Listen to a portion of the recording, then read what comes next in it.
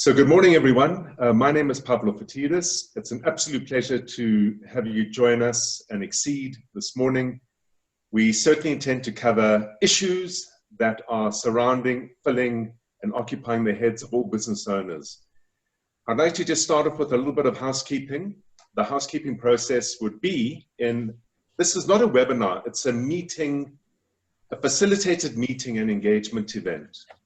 And in that light, what I would like everyone to do is, please, if you could keep yourself on mute until you have a question to raise. If you could please switch your cameras on so we could make this interactive. It allows me to get a good sense of who I'm talking to, whether you want to raise an issue, a question, which we would do as we would in any normal eventing environment. Just simply wave crazily. I'll stop, I'll pause, I'll address the issue at play. A number of you have submitted a series of questions in the process as well. I have those all in front of me. So my head will be looking both at you, at the big screen, at the few slides. I've got 6 or 7 slides to guide the introduction to the concept itself. And we'll make this interactive and valuable to you. The only way I can make it valuable to you, of course, is if you send through questions. And you're more than welcome to either raise your hand, stop me, interrupt me, halt me in my tracks, put a question out there, address it at that point in time, or please do send them through on chat, and let's use chat actively. If somebody in the audience asks for assistance in something or direction in something, and you believe you've got value to add to that process, please certainly engage on that basis to make it a multi-directional event and meaningful. It's always interesting to do these events at this point in time because it's kind of, we should start a TV show called Home Invasion because it's what we're doing every single day. And you're looking at everyone in their homes, in their settings, you're looking at different weather. We have some guests from South Africa, some guests from the UK. I believe there are 1 or 2 guests from the US as well that have a very, very early start with us. So with that, I'm going to proceed. If I could ask you please to put your cameras on. There are a few people who still haven't. It would be good to create that engagement and openness in order to make the event rich and interactive. What I'm going to be doing is I'm going to be sharing a screen with you now. The screen really sets the scene. I'm going to talk through a few concepts, a few ideas. I'm going to talk about the current economy, where we believe and where we see the economy coming from. But in the very early stages, I'm going to introduce myself more formally, and I'm going to introduce the content in relation to where it comes from, because it did emerge from a lot of thoughts and a lot of discussions we've had over the last 4 months.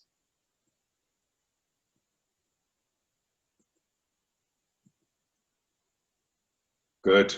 Right. Is everyone happy? Can you see the screen? Are you comfortable with the screen? Thank you. Thanks for letting me know. Let me just set up my screen now. There we go. That's better. Now I can see everyone. It makes it feel very, very human.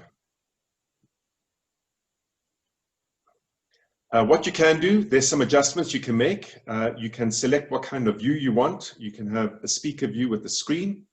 And there should be a little toggle that you can use to manage the size of the screen. So we can see each other, or you can see the content more clearly. I'm going to start by introducing the concept, the theme. What we're going to be talking about very specifically is why it's important now, as what we see as the only strategy to reset your business with the view that once you've gotten that right, to rebuild it, and thereafter, get ready for the reignition. My name is Pavlo Phitidis, and I'm going to be talking very specifically about an asset of value. A quick introduction to myself. I'm a co-founder of a business called Aurik Business Growth. We're a business that was established about 14 years ago. Our early days, my co-founder and I started, built, and sold 12 businesses. We had 2 listings on the stock exchange. We had 2 failures. We had 3 management buyouts, and we had 5 corporate exits. over a 9-year period. And it was fascinating what we learned, because everything we were taught, certainly in business school, did not apply. And we realized very, very quickly that the building of a business is an artisanal activity. It's not a theoretical activity. We also learned very quickly that truth is always found in action.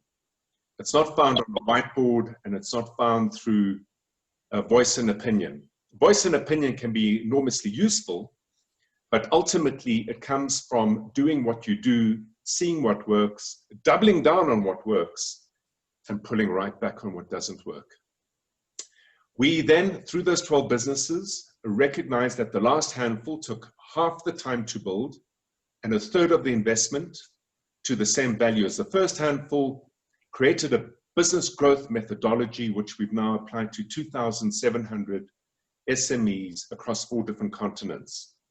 Obviously, with the COVID environment, we have been engaging with clients in Hong Kong all the way through to the US and everything in between. And I'll be sharing with you in this next 40 minutes or so the context of the environment, a really useful analogy, some of the growth problems and solutions that we've seen that can be fixed, and if they are correctly fixed, position the business for growth with the view to then engaging and taking questions. So let's get right into it. My first question to you: what do you need to do? As tough as things may feel, what do you believe you need to do to double your growth in the next 3 to 5 years? I will be giving you reasons why it is possible.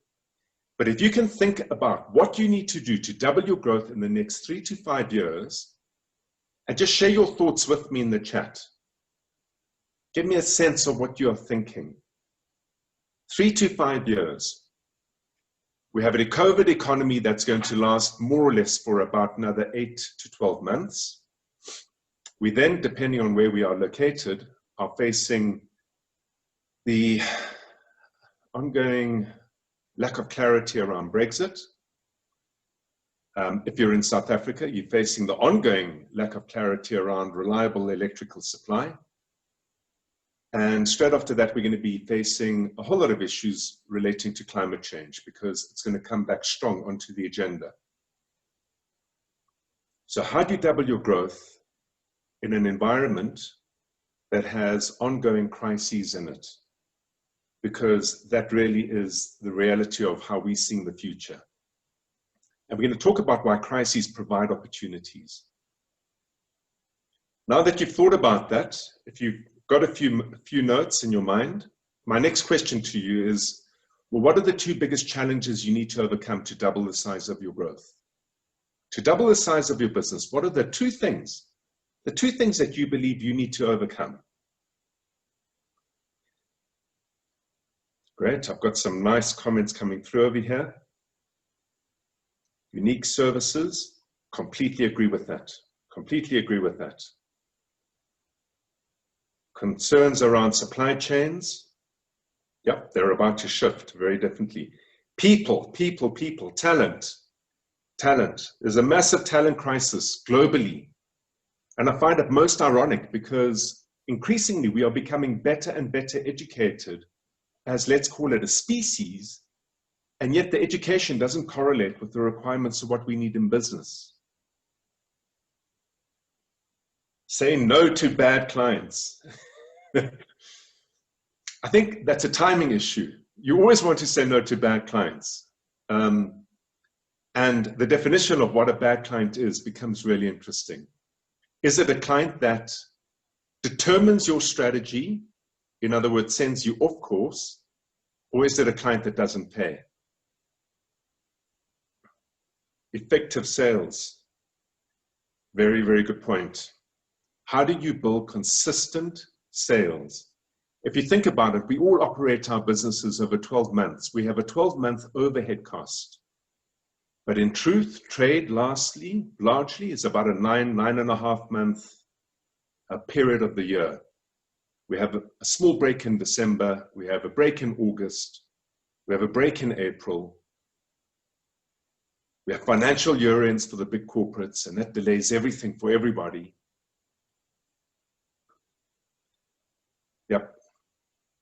Partner with like-minded entrepreneurs, stronger together, without a doubt. You know, in an environment of uncertainty, getting collaboration right really provides enormous opportunities, because as we go back into the economy, we're going back in with almost full costs. For the folks in the UK, furlough ends in October. Who will you be taking back? Who won't you be taking back? What does your cost structure look like? Because in an uncertain economy, the hardest thing to predict is what your revenue forecast looks like.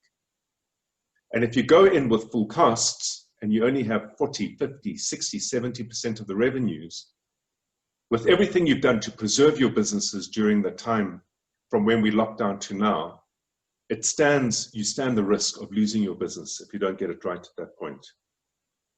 New service offerings, I could not agree with that. Long sales cycles in every industry, Judy, I'm seeing it everywhere. Consumer behavior has changed dramatically. Okay, wonderful. With that, I'm going to get straight back into a conversational presentation with you. And as I said, this thinking has been drawn based on the work we've done in the last 4 months. Where does it all start? It all starts with you. If you think about it, your single biggest, most valuable resource in your business is you yourself. And to the extent that you don't get your own mindset under control, you won't be able to lead, direct, or manage any other person, whether that person be a staff member, whether it be customers, or whether it be suppliers. And very early on, I started to speak about the Kubler-Ross change curve. Elizabeth Kubler-Ross, I think she passed on about 3 years ago, 4 years ago, 5 years ago, was an American-Swiss psychologist who committed her life to understanding loss. What happens when somebody loses somebody close to them, somebody meaningful to them? What do they go through? And she spent most of her time really working in the hospice sector globally with the view to understand how people can move through having had someone close to them, losing that person, and then regaining their lives, as opposed to being stuck in the well of depression. She was in many ways, I guess, the kind of data scientist of a Mother Teresa in her nature and in her spirit. And what she argued is when it becomes apparent you're going to be losing someone close to you, you go through a period of denial at first. The idea of not having that person in your life can be very, very traumatic. As you realize, and you come down the Elizabeth Kubler-Ross change curve, that it's inevitable you will be losing that person, you experience frustration, and it translates into anger or fear. When it eventually happens, you find yourself in depression. And what she realized is that to move out of depression, you had to act. You had to act. And depression as a mental state of mind is something that prevents action. And that action has to come through by way of experiment, because nobody can tell you, given your circumstances, how you create a proper life, a good life again, without that person. With that experimentation, you start to see what works, what doesn't work. You make a decision to double down on the things that are working, and you reintegrate yourself into a new way of life where you find meaning and value. About 2.5 weeks, 3 weeks before the lockdowns occurred in our timeline, that is the European African timeline zones, I started presenting this to audiences of business owners, and people thought I was completely mad. But here's the thing. For us as business owners, our businesses are our source of income. It's a source of meaning. It's a source of purpose. It's where we find we are in our creative best. We are leading people. We have ideas. It's an expression of life. It's far more than just simply this distant business. And what I certainly experienced when the lockdowns became apparent was an enormous sense of frustration.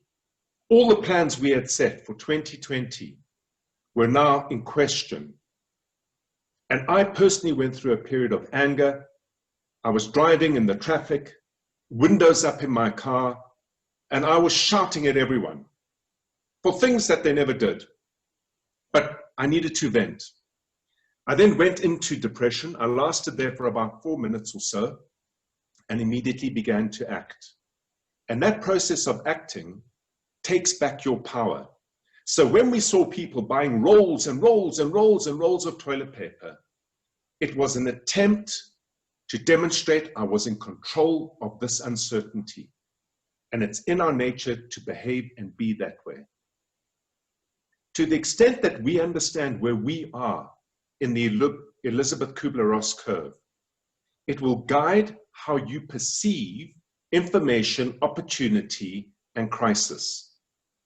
When you're on the left-hand side of that curve, or in the well of depression, your biases will always tend towards the negative. You will not see the opportunity that this crisis has ushered in for small, medium businesses globally, which we have seen consistently. You will take things profoundly personally. And when you're in that state of mind, your ability to lead and guide your team equally becomes compromised. Within the context of your team, it's really important to understand where they are in the change curve cycle themselves. You might step into a business, you might be leading the charge, and if it feels like you're pushing against string the whole time, struggling to get people to implement, to act, to move, it might well be because you haven't communicated effectively given where they themselves are in that change curve. That change curve also relies or relates back to your suppliers and your customers. In the early stages of lockdown, the environment it saw one of two types of business owners. We saw some business owners literally furlough their entire team because of the deal that was done where landlords can't evict. They locked up shop and learned how to make sourdough bread for what they thought would be a 2, 3, 4, 5-week period. We saw others who said, we're going to furlough part of our team, but this is an opportunity for us to understand what the new world is going to look like. Because historically, every single crisis has ushered in a change of behavior, of which 30% never reverts back to what was before. So there's going to be about a 70% turn in the behavior of business out there. To the extent that those of you use the lockdown opportunity to reset your businesses, I think you're going to find yourself on the front foot. So it starts with you, lead yourself first, understand where you are on the Kubler-Ross change curve, and understand where everybody else is. From there, one of the best tools I have certainly found to do this, and to not take it personally, because I took Corona personally. I took it personally. I said, how can you step into our plans for 2020? Which is the most ridiculous idea, because it's really not personal. Everyone's been affected. One of the best ways we have found to do this is to almost objectify your business. Set yourself at a distance from your business. And I want to share a tool that we use very actively with all our clients to create that objectivity. The analogy is that sailing a vessel, a ship, is no different to building a business. If you look at the features, all of us are sailing in the open ocean. And that means all of us are subject to the same economy. Theo, I don't know who you compete with, but whoever you're competing with is in the same ocean. And though you might feel that the waves are high, that the storms are rough, they are in the same ocean too. We are all in the same ocean. It's not personal. The second thing is, with every ship, when you leave harbor, you need to depart with a purpose. And for us as business owners, our purpose is normally to generate economy. But that's simply not good enough, because the purpose needs to be your destination. Passion is absolutely important to make things happen and to keep things going. But your purpose has to be the destination you're sailing to. Why do you do what you do?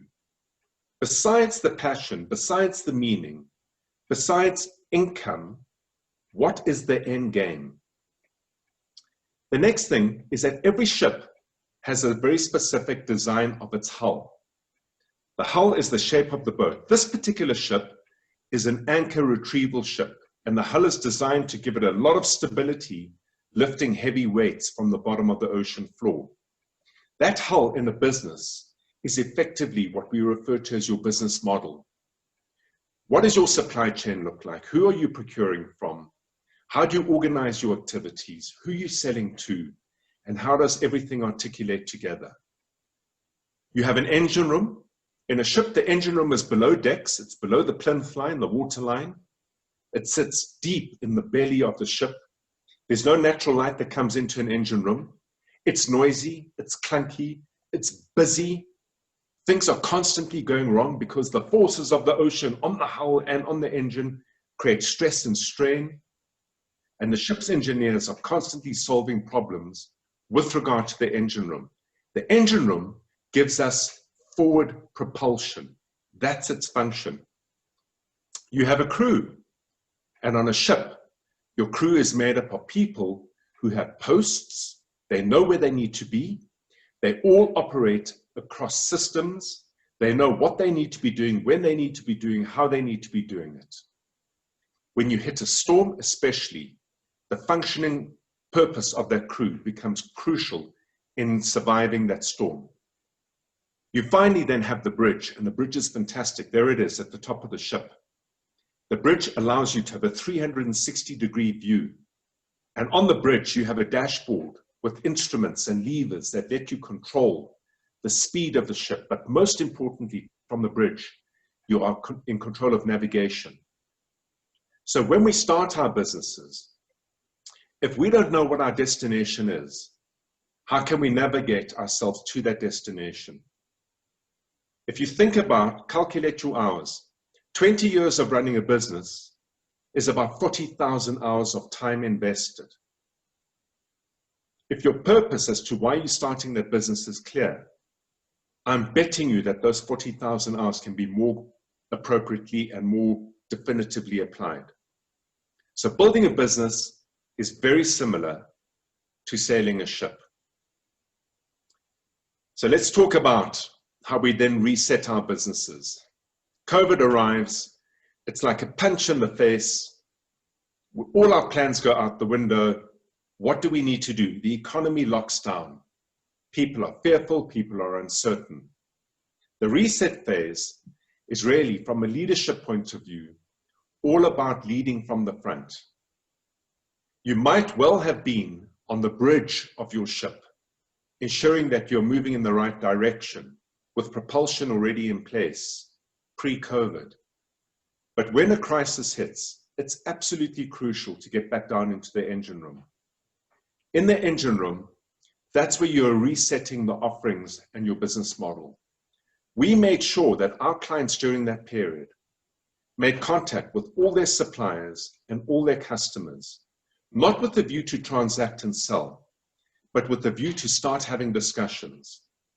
And those discussions became profoundly personal, because the first part of the discussion was understanding where that individual was on the Elizabeth Kubler-Ross curve. Once you understood where they were on the curve, it allowed you to have a conversation that would let you get insights into how they see their economy changing, their manner of engagement changing, whether they were secure in the jobs that they had, the companies they were working for, what their biggest issues and concerns were. And through that process of understanding in that conversation what problems they were experiencing in the midst of lockdown that they never experienced pre-COVID, it allows for the resetting of your offerings. Because folks, I don't know anyone who buys anything that doesn't solve a problem for them. Simply offering what it was that you offered pre-COVID to clients with the features of the service or the features of the product is no longer good enough. When people are under threat or when people are living in uncertainty, never mind in a regular economy. It's heightened that you will only hear and see an offer in service or product that you believe resonates, identifies, and can define a problem you've got, and most importantly, can give you a good experience around having that problem solved. It's what sets us apart. In the United Kingdom, 5.9 million businesses, 99.75% of them are businesses doing under £1 million a year. It is profoundly competitive. And unless you understand who you serve, it becomes almost impossible to understand, firstly, how to create consistency in sales, because who are you trying to reach? But more importantly, how do you make the adjustments needed for the new environment that we find ourselves in? So from a leadership point of view, that's engine room work.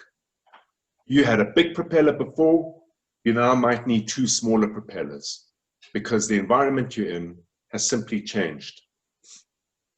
Getting the team aligned very fast is crucial.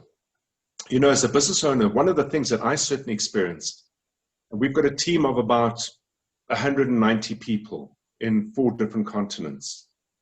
One of the most frustrating things I experienced was on the basis that we did not furlough and on the basis that we maintained our entire team. How do I get my team to quickly realign their activities to be useful and valuable to the purpose of our business?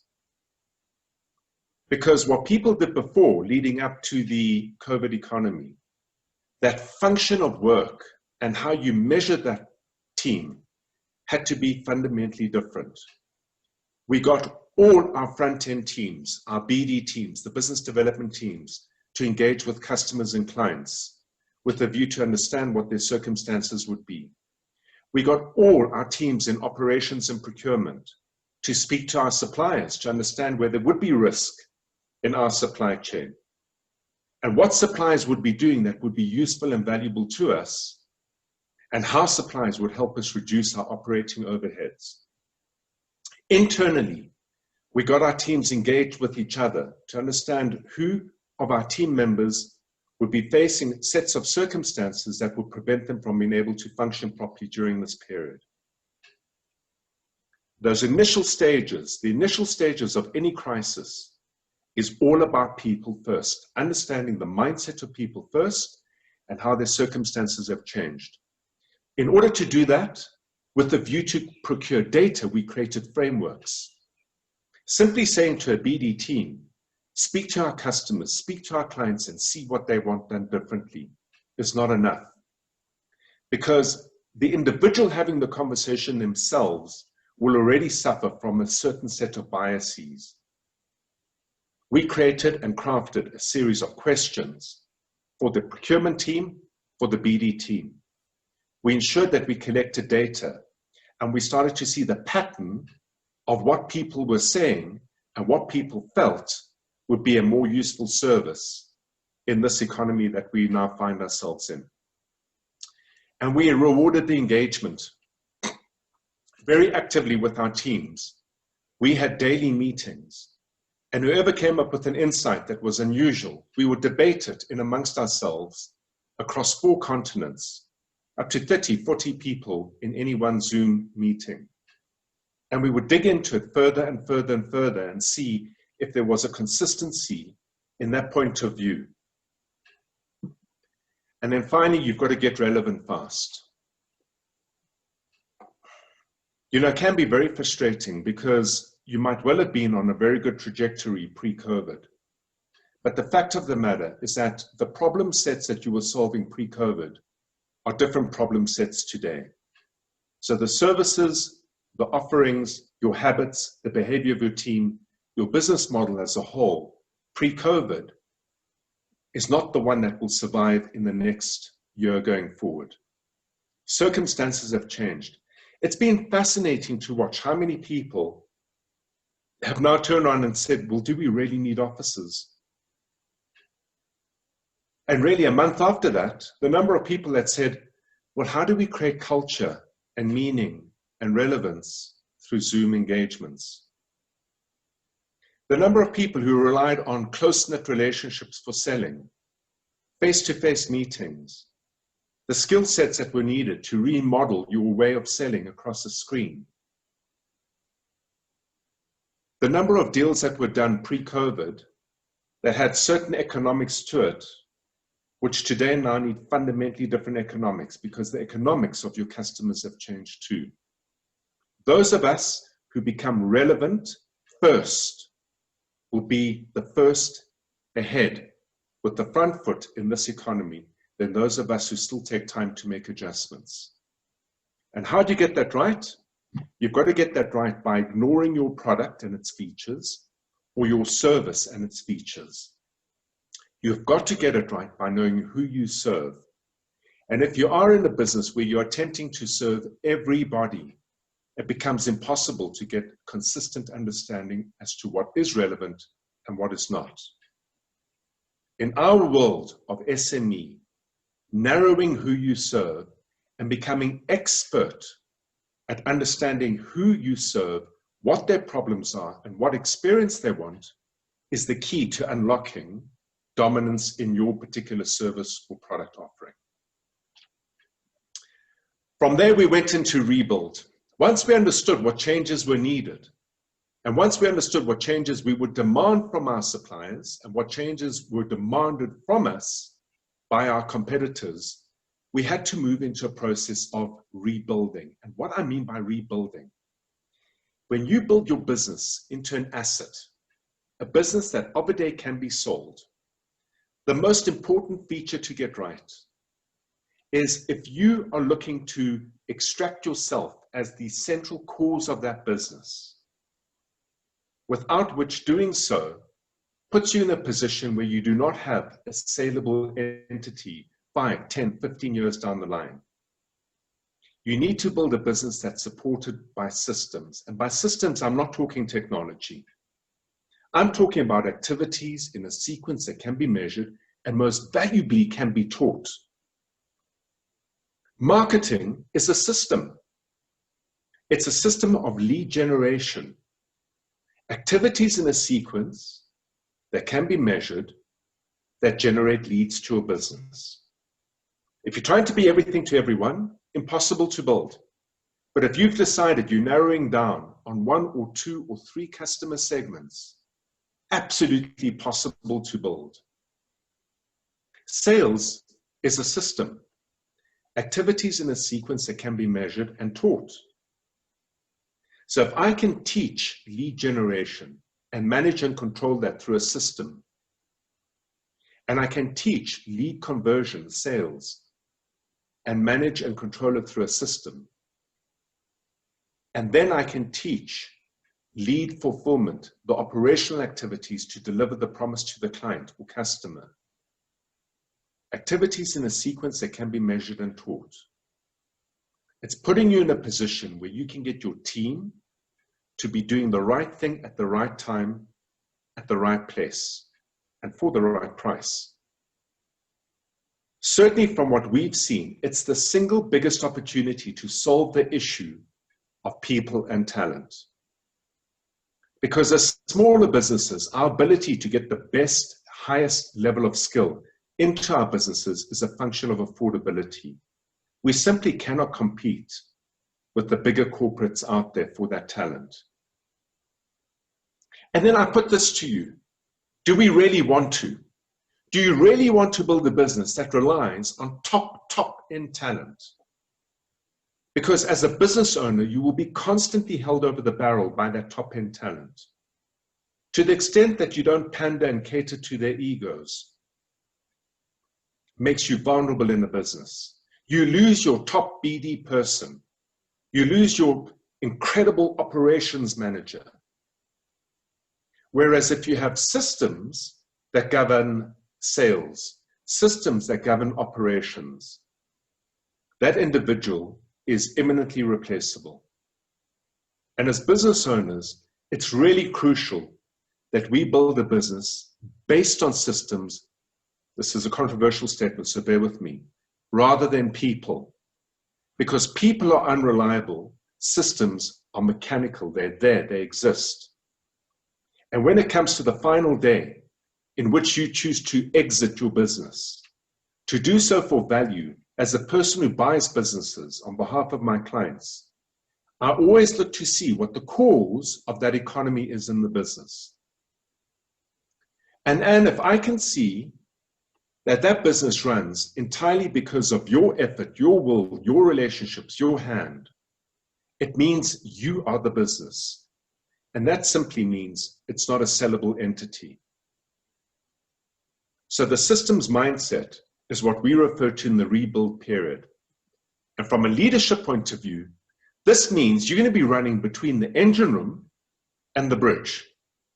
Because at this point in time, once you have reset your business, you want to give your teams the leadership and control that they need in order to build the systems.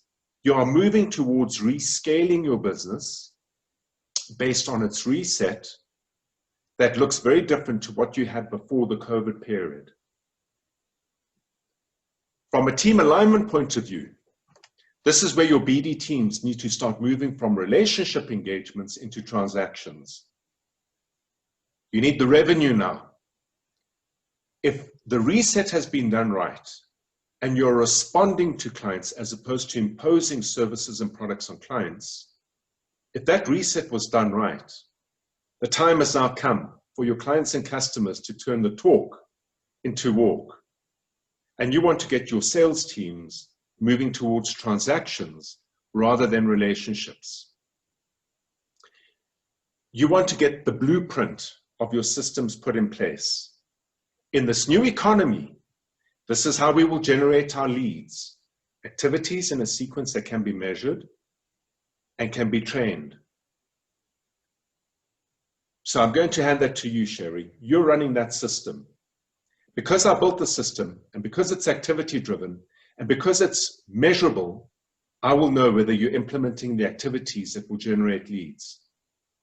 And then I'm going to build my sales system, activities in a sequence that can be measured. And because it's a system of activities, and because we know it works, because we have tested it again and again and again in the reset period, Philip, I'm handing it to you. In both cases, I've now released my time as the business owner, the captain of the ship. And that allows me to start moving back up to the bridge, because with propulsion in place in the engine room on lead generation, lead conversion, and lead fulfillment, I want to start looking for real opportunities. Over here, I'm rewarding system building and system adherence. Finally, you've got to get building fast. If you've done the work in reset well and you're getting a good response, it means you've entered back into the economy on your front foot. And you want to capitalize on that, because we need to make up for 3, 4, 5, 6 months of lost revenue by the time the new financial year end appears. We then move to Reignite. Now, did you know, historical fact, based on data that's 158 years of data, in any crisis, 60% of all value is regained in the first 6 months. 60%. So if you look at where the FTSE's trading, if you look at where the Dow's trading, where NASDAQ's trading, where the JSE's trading, most of the bourses are already right back up to pre-COVID levels. Look at what government's doing right around the world. They are flushing the economy with money. The entire furlough scheme, the debts that have been raised to release money supply, to kickstart the economies, that's all going to be felt in full force in the next 4 to 6 months. So that stat, which is based on something called the economic clock, something worthwhile looking at, a well-worn adage. On the internet, you'll find it, economic clock, says the businesses that invest strongly now in this period of uncertainty, because the storm has largely passed, we're now just sitting in very choppy, turbulent waters, will be the businesses, if they have reset and rebuilt effectively, that regain the lost ground that they've made in the last 6 months. Reignition means you, as a business leader, the captain of your ship, needs to spend most of your time on the bridge. Because from the bridge, you are going back to using the propulsion to get to your direction. You're looking for next level growth and value, and you're looking to reinstitute culture around systems thinking. With your team, everything now is about transactions. And the opportunities over here are to look for customers. I'm sorry to put it this way, but you're looking for customers or competitors, being serviced by competitors who have done no reset at all. Because the likelihood of those customers being happy with the same offerings pre-COVID, as opposed to adjusted offerings that are more relevant to their lives and functioning as business, is very, very high. So you want to be procuring customers, investing in marketing very heavily now. You want to be looking for the talent. You've got systems, you know exactly what kind of people you need to operate the systems. You want to be raising funding. The number of acquisitions has started already to pick up, where there's a consolidation in the marketplace. We've seen it in amongst the professional services environments. We do a lot of work with professional services, and a number of legal firms have said to me, we're going to hoover up the fledgling firms. We've seen it in the product industry, where already we have clients who are buying stock, plant, equipment, assets of competitors for 30 pence in the pound, 60 cents in the rand, 50 pence in the pound. Those opportunities will present themselves. If you're not standing on the bridge of your ship, you will not see them. You cannot be on the bridge of your ship unless you have your crew all doing the right thing at the right time. They can't do the right thing at the right time unless you have turned your entire business from lead generation to lead conversion to lead fulfillment into a set of activities put into a sequence that can be measured and taught. And getting that done right in a relevant way becomes largely impossible if you don't understand who it is you serve, what problem you solve for them, and what experience they need as a consequence. So to close, before we move into Q&A, 2 things win all the time. I'm going to tell you stuff you know. Right mind. Lead yourself first before you try and lead anything else. It's a choice to look at the environment opportunistically as opposed to negatively. Crises usher in change. Change means a break in the status quo. The biggest beneficiaries of status quo are corporates. The biggest losers of status quo are corporates. The biggest beneficiaries are those of us who are nimble enough and have far more to lose than any corporate CEO out there that out of sheer necessity makes the adjustment to move into the new change status quo. The next thing is right action. Because resilience in the mind is one thing, but resilience in the design of your business is another thing. We fundamentally, from an Aurik point of view, believe there's only one destination for every business, and that is that your business should be built into what we refer to as an asset of value. It needs to be a business that can operate largely without you, so that of a day, when you choose to, the years and years of sacrifice can be rewarded through a successful capital exit. And with that, we can move into questions.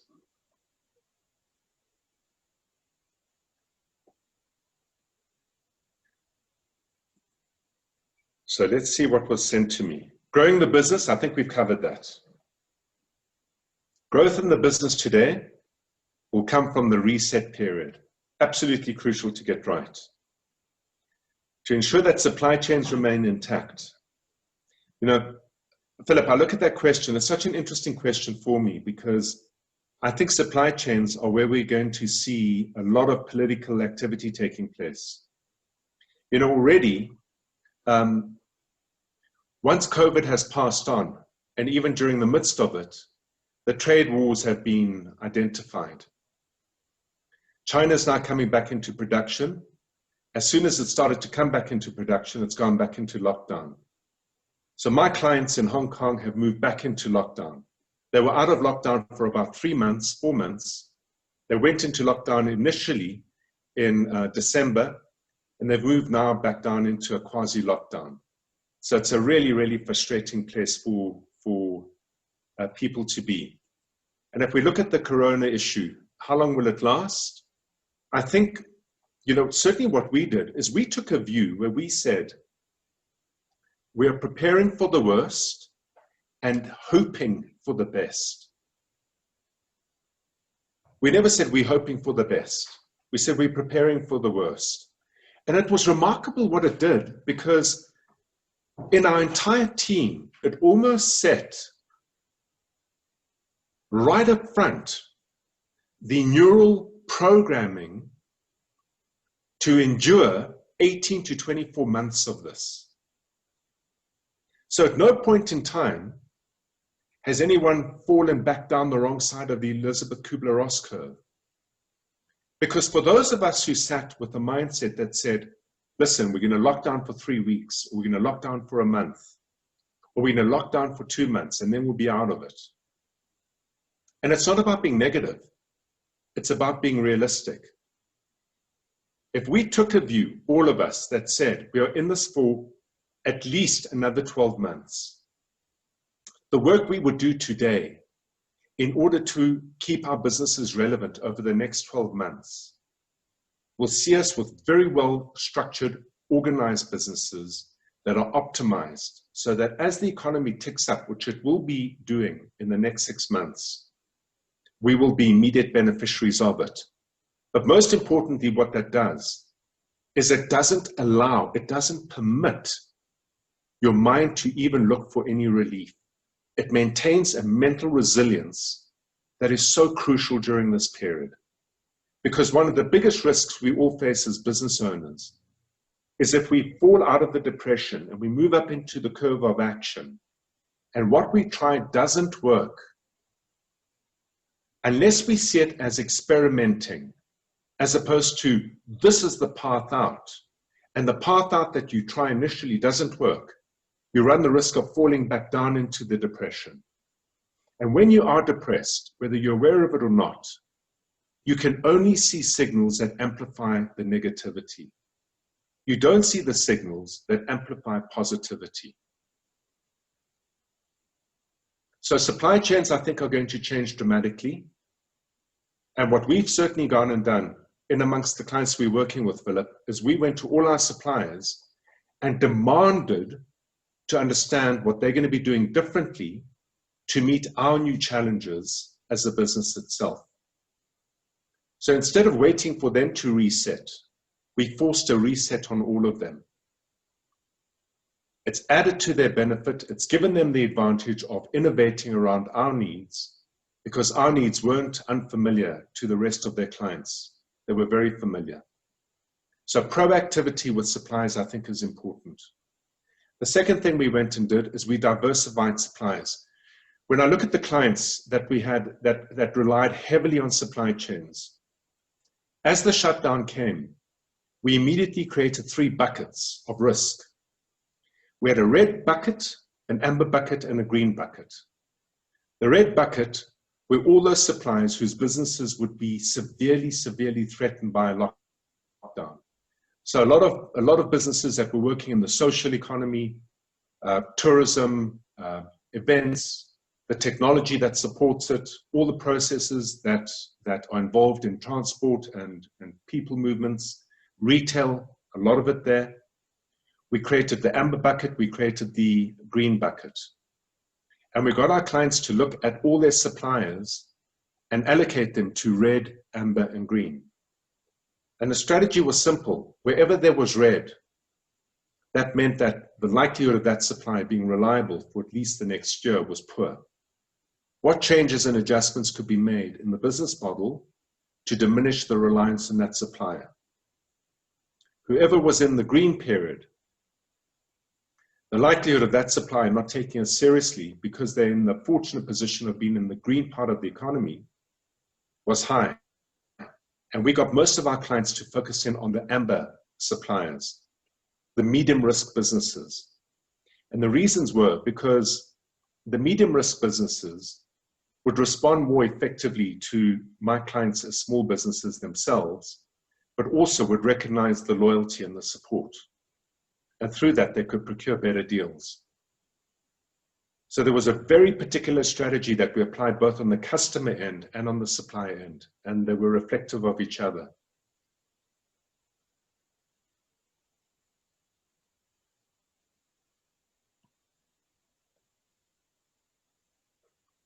What sort of, Judy, this is from you, what sort of evidence of a system design do buyers look for? It's a great question.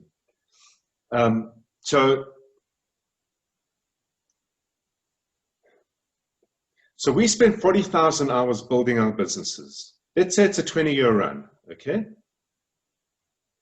How many hours do you think we spend selling our businesses?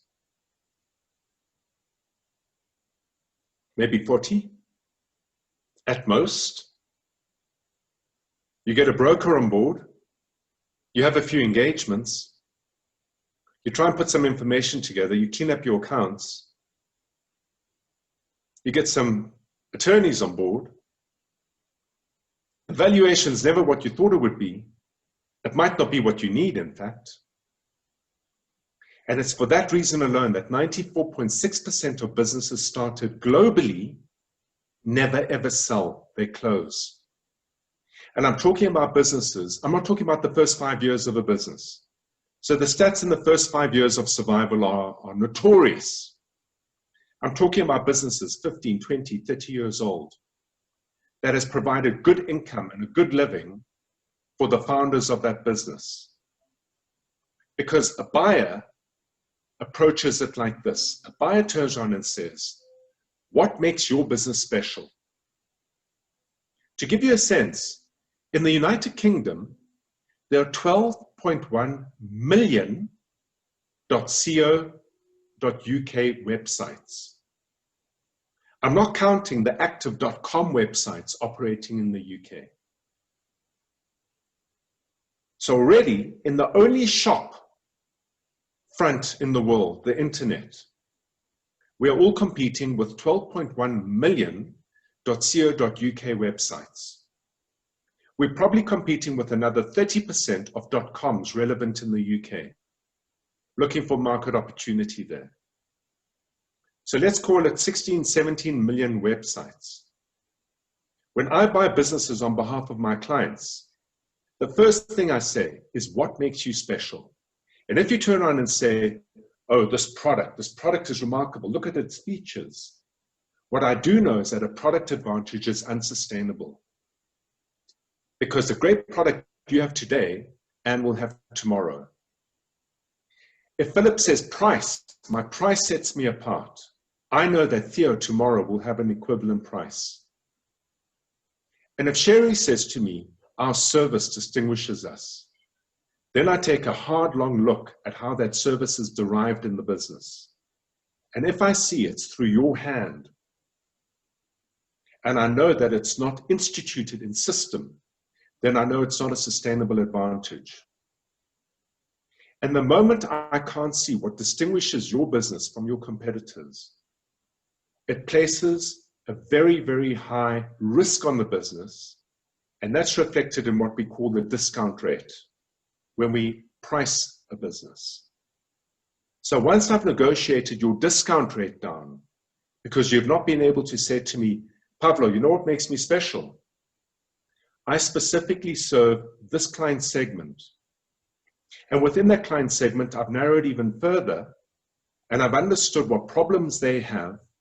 I can quantify the problem, and most importantly, I know experience they want in having that problem solved, and I have become a specialist in that segment, solving that problem through this product or service that I offer. That is the point of distinction I look for. and that reduces the discount rate.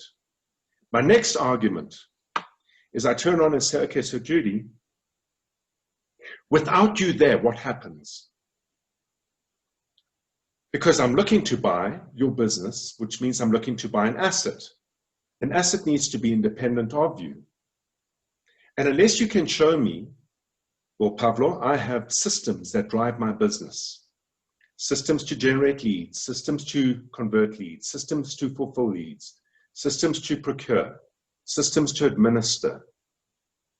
They are all well articulated and they deliver on solving the problem for my client that I expressed to you. So whether I'm there or not, those systems make our business come to life. And because I have systems, I've been able to find the right people to do the right thing at the right time, which means my involvement in daily operations is absolutely at a minimal.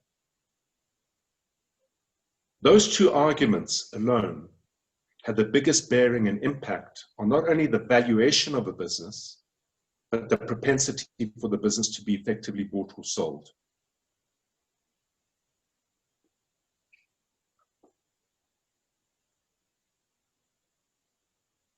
Yeah, Philip, I do. That's a nice question on funding. I'm already seeing the funding market respond very, very actively. I've lost Philip. Basu, maybe you can share it with him.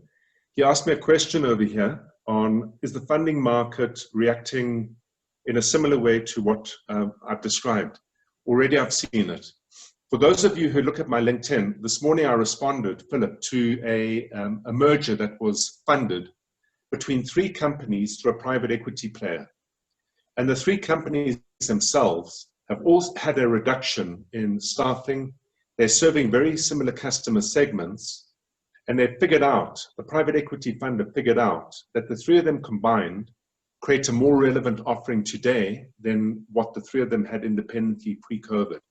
So we're seeing those opportunities come out now. We're in the early stages of funding coming back into the market.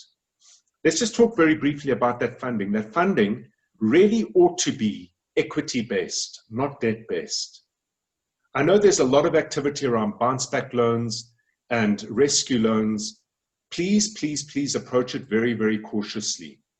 I've no doubt that Jonathan and Gerard and the folks at Exceed are looking at this with a lot of caution themselves. And the simple reason for it is this.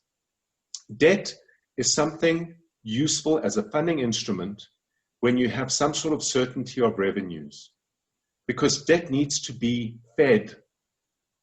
If you don't have revenues, even though the bounce back loans only require you to start paying back a year from now, if you don't and aren't able to, then the funder has cause to bear down on you. And all the effort you've made to preserve your business, hold your business, save your business, could be for naught. The second thing that you need to be thinking about is, well, what am I funding? So what's particularly interesting in South Africa, there's been an enormous battle with landlords. In South Africa, clients in South Africa never had the benefit that you yourselves had in the UK.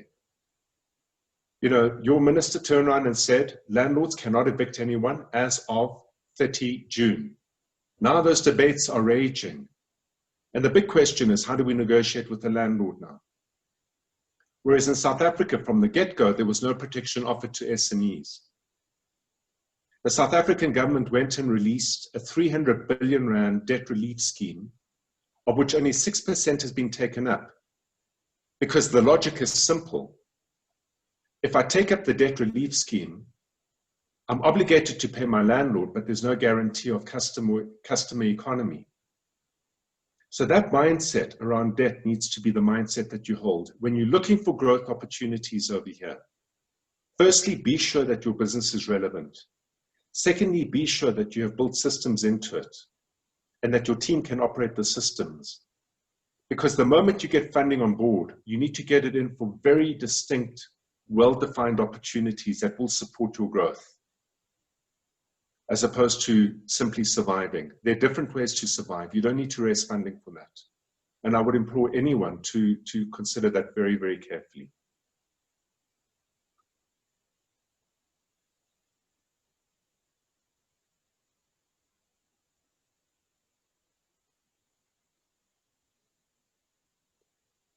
Yeah, it is about knowing your clients. There's a message over here. It's a very, very relevant message there. You know, one of the hardest things that we had to insist our clients do is irrespective as to how loyal your customers are. In the early stages of the lockdown, if your customers were in the red bucket, you cannot afford to provide services or product to them. You know, it's the idea of the drowning person. You dive into the open ocean to save the person drowning, and you get pulled under in that effort.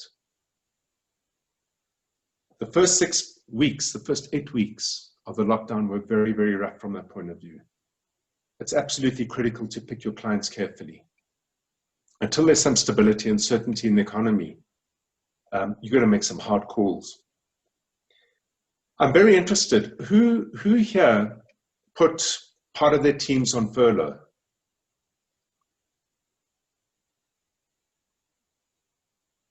Only one person, Judy. And that runs through to the end of October. It's been interesting, you know, a lot of the discussions I've had have been with regard to who intends to bring people out of furlough and who doesn't. Because the truth be said, you know, business models have changed dramatically. And what that's going to do is it's going to bring in a different set of skill requirements as well. It's really going to be interesting to see what happens in the 1st of November.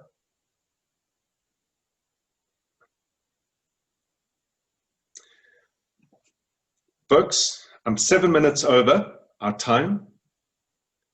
I want to thank you very much for your attendance.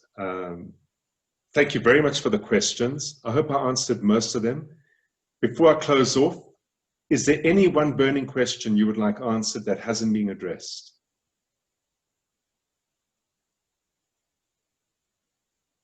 Excellent. Well, then I thank you very much for your time. I hope to see you again in the very near future. From myself at Aurik, from Exceed, thank you very much for being part of this. Give me a thumbs up, thumbs down. Is it an event worth repeating as the economy develops, as the economy changes, as the environment changes? Good. I'm really pleased you got good value from it. And thank you very much. Christina, thank you. And we'll certainly be in touch with you post this event during the course of next week. So once again, thank you very much. I hope you have an entrepreneurial day further. Be sure you're on the right side of the Elizabeth Kubler-Ross curve. There's opportunity out there. Invest in it.